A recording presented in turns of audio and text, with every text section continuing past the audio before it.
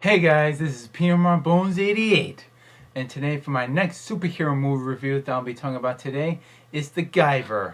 Nobody didn't really like this first Guyver movie, and this is kind of a combination between of Mighty Morphin Power Rangers meets Godzilla. The story plot was a bit of cheesy. The action was kind of okay. I mean, with the choreography fighting sequence, they were okay, but they weren't that great and not too good. The acting was very terrible. With the cover that sees Mark Hamill as the Guyver, disappointed to all the fans and audience. But there were some familiar actors and actresses that I'll be telling you guys about. David Gale and Jeffrey Combs. They were familiar characters. They were from the movie called The Reanimator, and also Bride of Reanimator, which I didn't see. I only saw was the first Reanimator movie. But Jeffrey Combs, which he plays as Dr. East, he was also from other movies besides Reanimator. He was in From Beyond and The Frighteners. Mark Berryman, he was also a familiar actor as well. He was also in the original Hills of Eyes, and he was also in Weird Science and Double Dragon. And also Vivian Wu, who plays as Misty, that's Sean's girlfriend. Apparently, she's pretty, but she's not a good actress at all. But she was also in another movie, Ninja Turtles Part 3, which that's my least favorite turtle movie. And also, last but not least, the legend Luke Skywalker Jedi from the Star Wars trilogy, the original, Mark Hamill, who was also the voice of the Joker from Batman the Animated Series and the Batman video games of Arkham Asylum and Arkham City. Apparently, I thought he was going to be the Guyver. That's what everybody thought. That's what I thought, he was going to be the Guyver.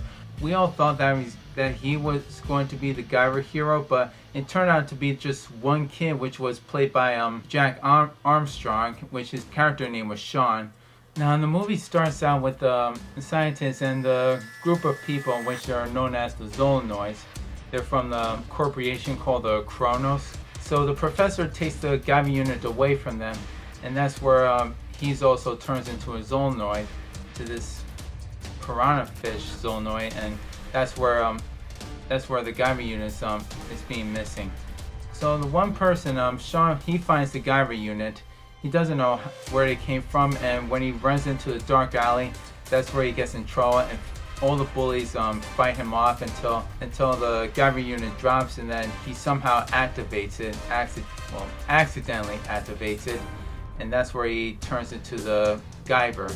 The suit is really good. I mean, to see it was based off the anime series and also the anime comics, which I never got to see or read too much.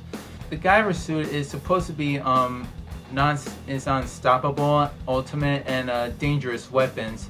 If it used on an alien, it'll create more powerful.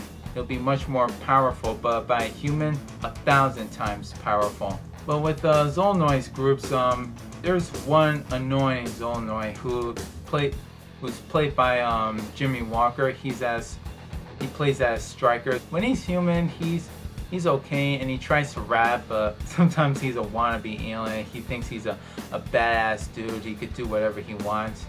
But when he's as an alien, it's so annoying, and you could barely understand a word he is saying. But out of all the other aliens, just one of my favorites, Zolanoid, was Michael Benson's character.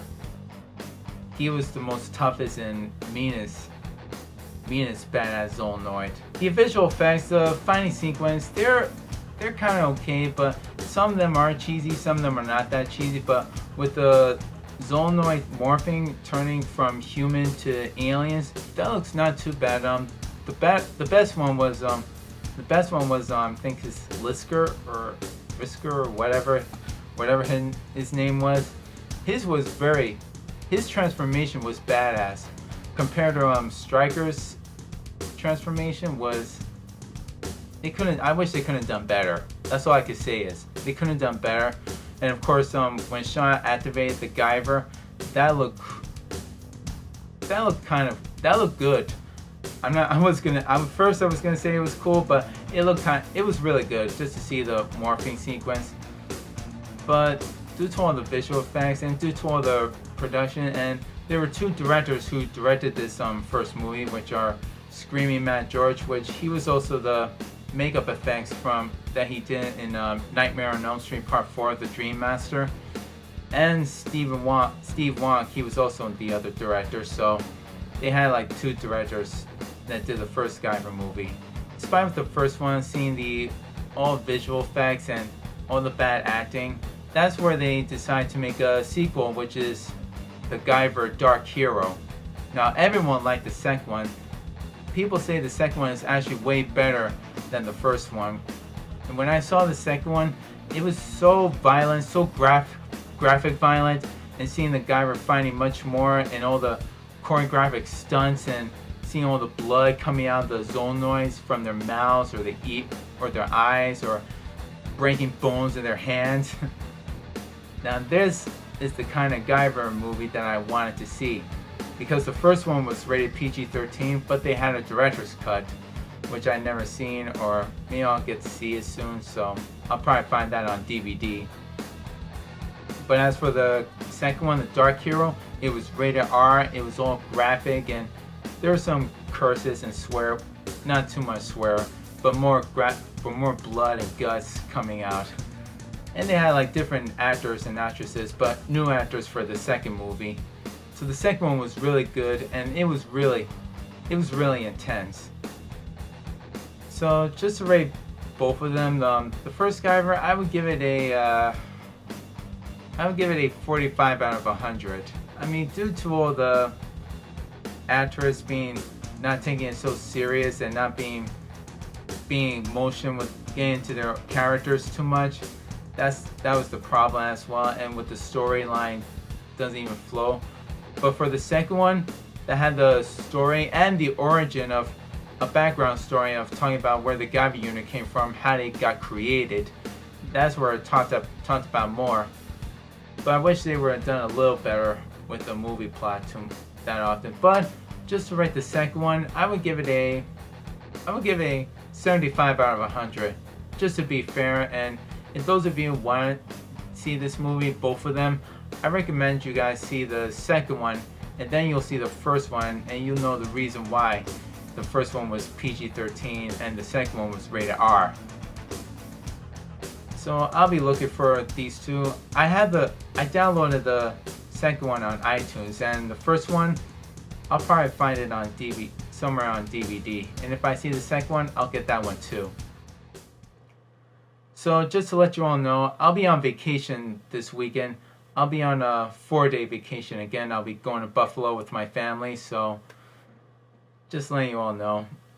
So by the following week or next week that I'll be talking about for my next superhero movie review is The Crow. And this is P.M.R.Bonez88 signing off and saying is, peace!